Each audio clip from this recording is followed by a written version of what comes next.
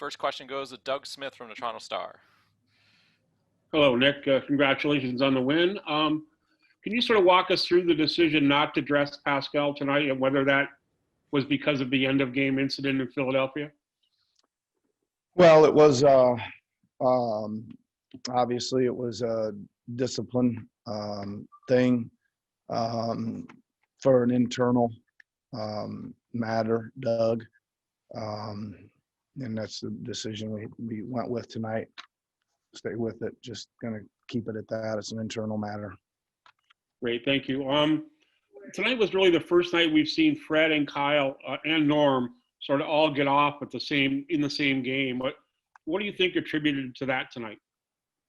Well, I think we were all waiting for Norm to, get a Norman Powell type game under his belt, and he certainly did that, which was really good to see. We needed it. I don't know. I think those guys were.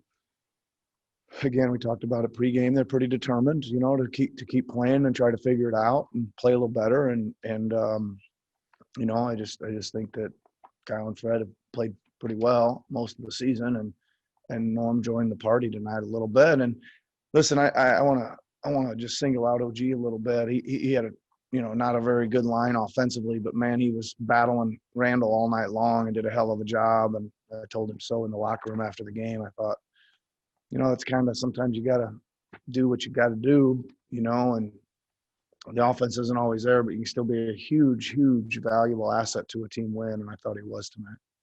Great. Thanks very much, Nick. And Happy New Year. Hope you have a good rest of the evening. Thanks, Doug. Happy New Year to you. All right. Next question is going to Blake Murphy from The Athletic. Hey, Coach. I know you said you didn't want to say more about Pascal, the specifics that went into Pascal's the Pascal decision, but in terms of the message you're trying to send or the culture you guys are trying to build this year, what is the hope coming out of that decision for you guys? Just there's just a certain way we want to do things, Blake, and everybody's got to be a part of that. That's just as simple as that. Thank you. Thank you, Blake. Happy New Year, man. You too. Going next to Josh Lewenberg from TSN. Hey, Nick. Wanted to ask you about the minutes you were able to get from Alex Len in the second half. What did you think about what he was able to give you, and how could he sort of factor into the mix, to the rotation going forward based on the last couple games? Yeah, I mean, I think that, as you guys can all see, this is a big feeling out process here, right? We kind of got to base things originally on, what guys historical, what they look like in training camp, preseason, et cetera. And then we got to work our way through it once we hit the regular season. So, we're still, as you can see, looking at lots of possibilities there. So, obviously played good. Got a great, boost there with those shots, kind of, jump started us a little bit. And that was really fun to see. It was fun to see. And I thought he, did a decent job rebounding as well, and gives us some size presence at the rim. To follow up on some of those different looks that you mentioned here, you talked before the game about still searching for a lineup or lineups that you like when Kyle is out of the game, and a few of those guys that might give you a spark in those situations. Did you see any of that you liked? Anything from anybody in those situations that you liked or that stood out tonight? Well, I mean, there was an awful lot of guys we tried there, Josh, right? We went Terrence, his first appearance. Stanley makes his second appearance. Yuta makes his first appearance. Alex makes his second appearance. I mean, there's a lot of guys we tried there. Again, we're just, a little bit different maybe tonight because of Pascal situation, which certainly got Stanley in the mix early, and to handle Randall, and probably got Yuta in the mix too, just as positionally, right? So I thought they all did okay, right? I think I thought Yuta competed. I thought TD made a couple shots, and he'll feel his way through there. But again, we've seen him produce some offense for us, and we're going to need that at some point. Great. Thanks, Nick. Happy New Year. Thanks, Josh. Happy New Year to you. Going next to Mike Ganter from the Toronto Sun. Hey, Nick. How are you? Awesome. Mike, how are you? Good, thanks. Want to go back to the center position if we could. I mean, you're spending a lot of time trying to figure out the bench or who's coming in on the bench, right? I mean, that's a question. But the center rotation doesn't look to be any less of an issue right now. Where are you at on that one?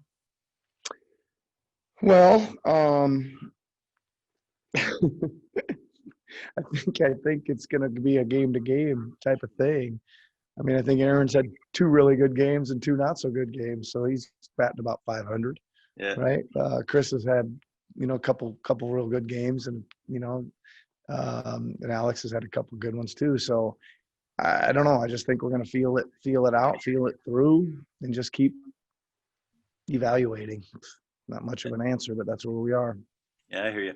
Can one night like Alex had shooting the ball from 3, can that sort of sway you one way or the other in terms of not necessarily the rotation, but just sort of you buying into his 3-point ability? Well, I've been looking like crazy for a corner 3-point shooter. I can't believe I couldn't find one, and there it was tonight, Alex Len. No, I'm just, again, he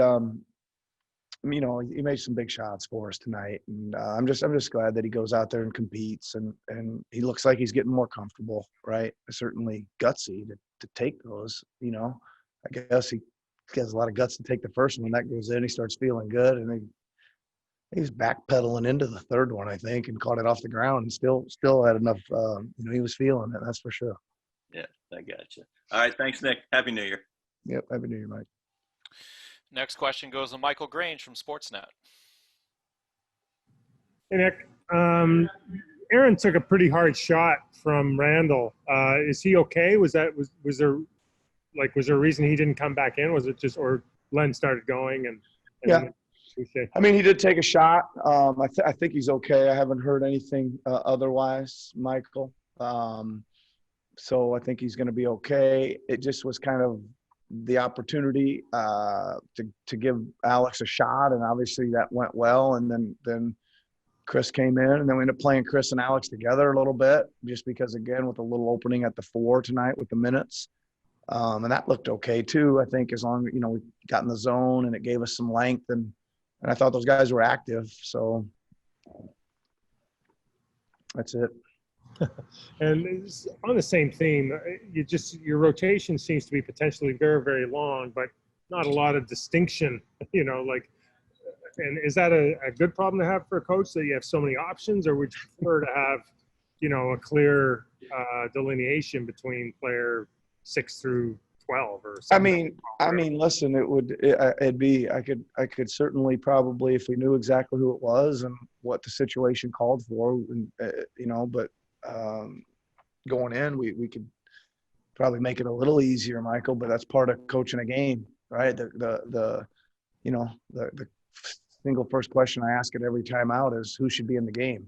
Like, who's got it going, who's playing well, who has a matchup, who doesn't have it going, who do we need to insert for something, so I think that's kind of what the majority of what I'm doing over there most of the night is trying to figure out who needs to be in. It's probably a little more challenging when it's a group of a bunch of guys, but you just got to go with your gut a little bit and check the matchups a little bit, and then now at this stage we're just giving some guys some looks, a little bit as well. Appreciate it, Nick. Have a good 2021. Yeah, I'll do that. Thanks, Michael. Going to do 3 more for you, Coach. First one goes to Karen Loftus from WFLA in Tampa. Hey, Coach. Nice to meet you. Welcome, Karen. Thank you. Welcome to you guys, too. Huge discrepancy beyond the arc tonight. You guys had 17 made threes. They only had 3. Just knowing that that's really not a part of the Knicks games. They're second to last in the league in 3-point attempts. Is that part of the game plan tonight that you guys had, just knowing that you could beat them from 3? Well, it certainly became pretty evident for a combination of things. They were really good off the dribble, attacking the rim. And then the threes were drying up for them pretty quickly. So it certainly became part of the game plan. And the zone seemed to settle us in to protect the driving baskets a little bit and make them, continue to shoot more and more. I'm not sure I've ever seen a 3.3 for 36 in my coaching career before. So they obviously didn't make some shots tonight. We probably were fortunate in that stance, but we did make some adjustments for those two reasons, to stop the driving and continue to hope they wouldn't make them. All right. Thank you so much. You're welcome. Happy New Year to you. Likewise. All right, Coach, we're going to go next to Stephen Lung from Sportsnet. Hey, Nick. Hi, Stephen. Offensively, you look like you guys like really picked up like much better in the second half. I just want to know like what changed? Was it something you were doing schematically? Was it just a matter of shots falling in? Like what was it? Yeah, I mean, a couple things, Stephen. I thought our guys did a much better job of attacking. Just off the screen and roll, not necessarily to shoot, but to just attack and put some pressure in the paint.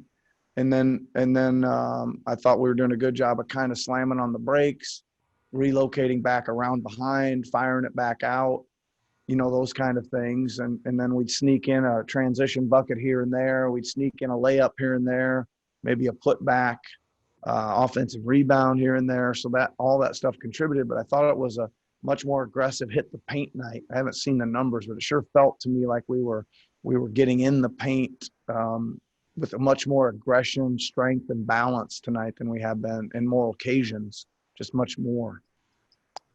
Great. Thanks so much, Nick. And again, Happy New Year.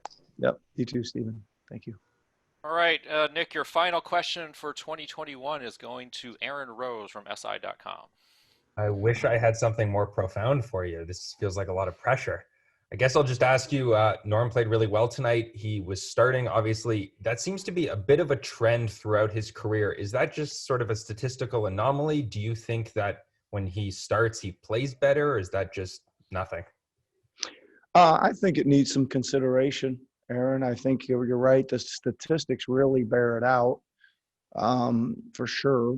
So I think it needs some evaluation. The only part that makes it tough is who goes right out of the starting lineup. And I don't know, maybe we'll get to a point where we move it around a little bit. I kind of had grand visions of that when I took the job, that we'd have like 8 starters and move it around a little bit. It's a little tough to do because I guess I don't know, maybe it's not as tough in the COVID era, because I think the guys really like to run out in front of the 20,000 fans to hear their name in the starting lineup, and that isn't necessarily the case anymore. So we'll see. Okay, well, thank you very much, and Happy New Year again. Okay, everybody, be good. Be safe out there tonight. Take it easy.